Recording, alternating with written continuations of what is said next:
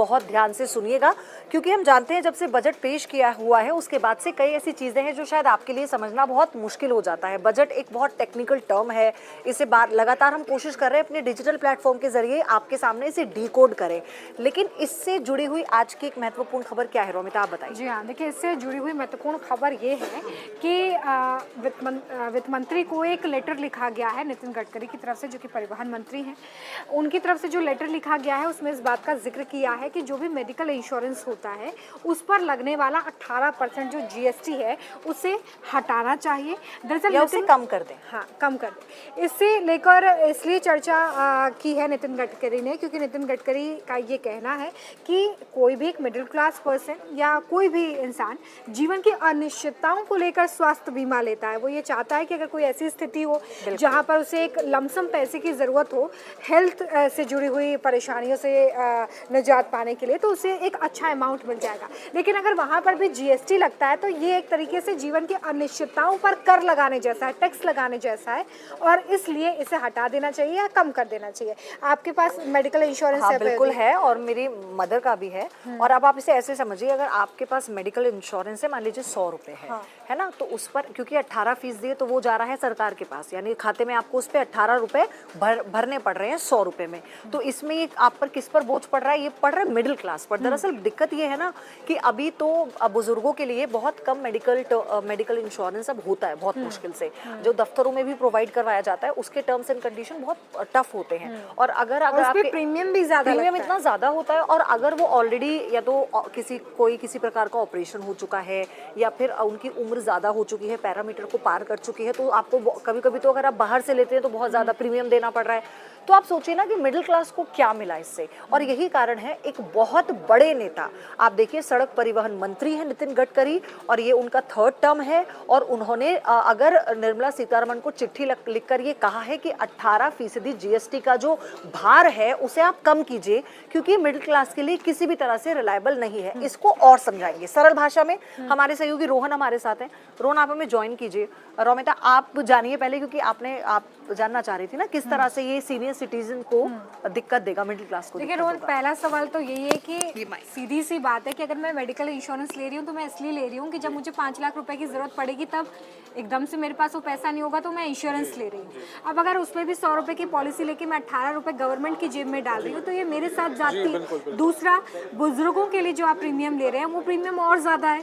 तीसरी बात ये कि प्रीमियम लेते वक्त ये बताया जाता है कि भाई ये बड़ी बड़ी बीमारियां जो होने के चांसेस लोगों को आज के लाइफस्टाइल के हिसाब से बहुत ज्यादा है, वो आप 3 साल तक कवर भी नहीं कर रहे हैं और आप प्रीमियम भी ले रहे हैं। तो ये तो एक तरीके से मिडिल क्लास पे बहुत बड़ा बोझ हुआ ना। बिल्कुल बिल्कुल। देखिए, मेडिकल इंश्योरेंस को लेकर जो ये मांग उठाई गई है, सबसे महत्वपूर्ण बात तो ये है कि मांग केंद्रीय मंत्री नितिन गडकरी द्वारा उठाई गई है इस वक्त। और दूसरी बात, उन्होंने अपने लेटर में निर्मला सीतारमण को जो लेटर उन्होंने लिखा है उसमें क्या लिखा है कि सीनियर सिटीजन और मिडिल क्लास पर इससे सबसे ज़्यादा बोझ पड़ता है। आप उदाहरण के तौर पर अगर देख लें तो अगर इंश्योरेंस आप लेते हैं मेडिकल इंश्योरेंस और आपका उसमें टर्म लिमिट 5 लाख रुपए है, तो आपका उसमें डिडक्शन जो होता है वो सालाना 11,000 रुपये होते हैं, बट उसमें जीएसटी ऐड करने के बाद 1,900 रुपये, करीब 2,000 रुपये आपको एक्स्ट्रा देने पड़ते हैं। तो ये 2,000 रुपये मिडिल क्लास पर और ज़्यादा बोझ डाल देता है ना, सीनियर सिटीजन पर और ज़्यादा बोझ डाल देता है। आदमी किस लिए मेडिकल इंश्योरेंस लेता है? अपने स्वास्थ्य के लिए। नितिन गडकरी ने उसी लिए लिखा है कि जीवन की अनिश्चितताओं पर आप टैक्स लगाना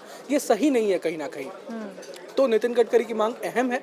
अब बहरहाल देखना ये दिलचस्प होगा कि सरकार इस पर क्या कदम उठाती है। अच्छा, एक मैं आपसे ये भी बोलना चाह रही थी कि एक ना अभी बजट जब आया था रोमिता, तो एक चार्ट था जो बड़े चर्चा का विषय बना। सोशल मीडिया पर एक चार्ट चल रहा था कि आप कैसे टैक्स देना शुरू करते हो और आखिर तक आप सिर्फ टैक्स ही दे रहे हो। इस पर हालांकि सवाल भी पूछा गया था वित्त मंत्री से, उनके कई इंटरव्यूज में पूछा गया था कि इंसान जो कमा रहा है उसने उसका अपना टैक्स दिया, कमाने के बाद जो सेविंग कर रहा है उस पर उसने टैक्स दिया, और उसके बाद जो वो अपना खर्चा कर रहा है, वो जो एंटरटेनमेंट है, जैसे आप बाहर घूमने जाते हैं, उस पर भी वो टैक्स दे रहा है। वो अपना, अगर आप लाइफ और मेडिकल इंश्योरेंस ले रहे हो तो आप उसमें हैवी प्रीमियम भर रहे हो, तो आप तो टैक्स देने के बाद भी हर लेवल पे टैक्स दे रहे हो ना। बिल्कुल, ये सवाल हमेशा से उठते रहा है। आप देखिए, इंडिया का जो टैक्सेशन सिस्टम है, हम इनकम टैक्स देते ही हैं, उसके बाद जो सर्विसेज हम यूज़ करते हैं उसके लिए भी हम टैक्स देते हैं। तो ये सवाल ऐसा नहीं है कि आज उठ रहा है, ये हमेशा से उठते रहा है। लेकिन फिलहाल हम मेडिकल इंश्योरेंस पर जो हम बात कर रहे हैं, ये सवाल काफ़ी अहम है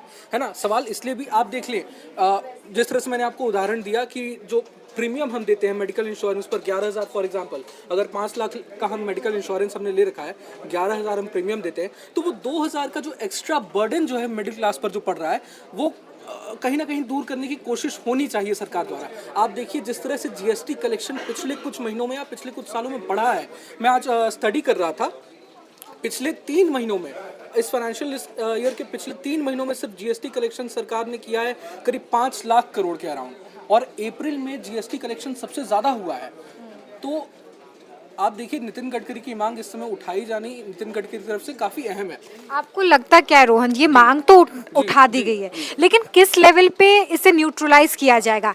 इंश्योरेंस कंपनी को जो फायदा हो रहा है वो अलग है, सरकार की जेब में जो जीएसटी जा रहा है वो अलग है, आप कैसे न्यूट्रलाइज करेंगे इसे? देखिए सरकार ने लास्ट ईयर ही मैंने देखा था गेमिंग इंडस्ट्री पर, गेमिंग प्लेटफॉर्म्स पर जीएसटी का दर बढ़ा दिया था, 18% से 28% कर दिया था। तो गेमिंग प्लेटफॉर्म से जो जीएसटी सरकार को मिल रही है, जीएसटी कलेक्शन जो हो रहा है वो सबसे ज़्यादा हुआ है, सरकार को उससे फ़ायदा भी काफ़ी हुआ है।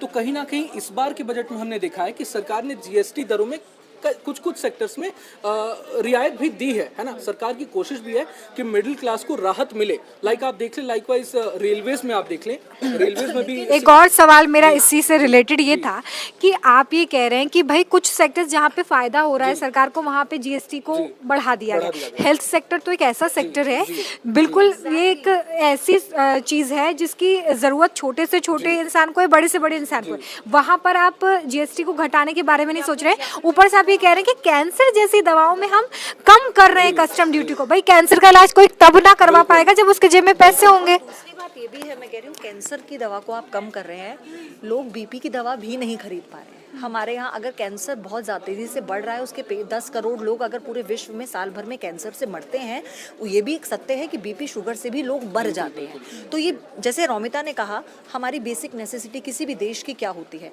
शिक्षा और स्वास्थ्य, और वो आपने इतना महंगा कर दिया।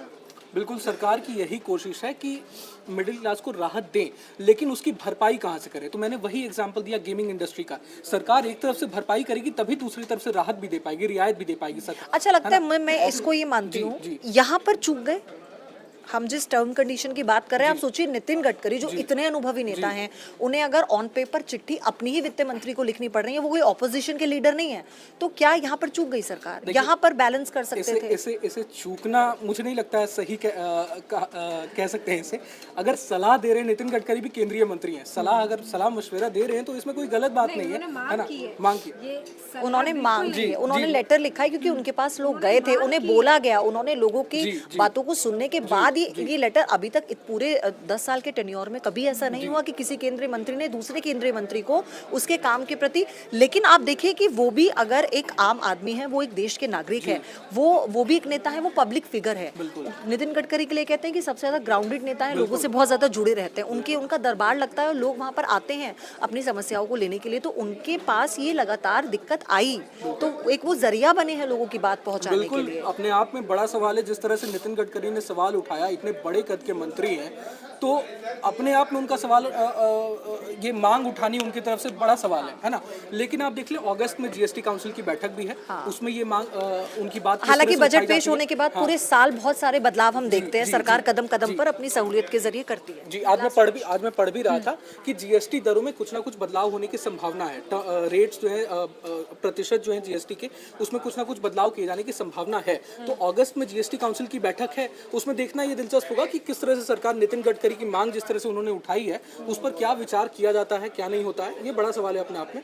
लेकिन नितिन गडकरी का कहना यही है कि मिडिल क्लास और सीनियर सिटीजन्स को इससे राहत मिलनी चाहिए। जीवन की अनिश्चितताओं पर टैक्स लगाना सही नहीं है। और बिल्कुल देखिए, टैक्स का जो दायरा होता है उसकी सबसे ज्यादा मार जो है वो मिडिल क्लास पर ही पड़ती है, और इसलिए यहाँ पर इसी क्लास को राहत देने की बात होगी। क्योंकि आपके लिए किस चीज से फर्क पड़ता है? हम अगर रेस्टोरेंट पे जा रहे हैं, वहाँ हमें अगर 100 रुपए भी एक्स्ट्रा देना पड़ रहा है, तो हमारे लिए तो सबसे बड़ा खर्चा वही है। आपको ये लग रहा है कि आपने 500 का खाना खाया, टैक्स देना है आपको। तो ये बेसिक चीज़ें हैं, जिन बेसिक चीज़ों से एक मिडिल क्लास को, हमको और आपको फ़र्क पड़ता है। और इसलिए न्यूज़ नेशन के डिजिटल प्लेटफॉर्म के माध्यम से हम ये टॉपिक आपके साथ डिस्कस कर रहे थे, ताकि आप उस लेटर की गंभीरता को समझ पाए जो वित्त मंत्री को लिखा गया है। बहुत बहुत धन्यवाद आपका हमारे साथ जुड़ने के लिए रोहन। आप बने रहिए न्यूज़ नेशन के डिजिटल प्लेटफॉर्म के साथ।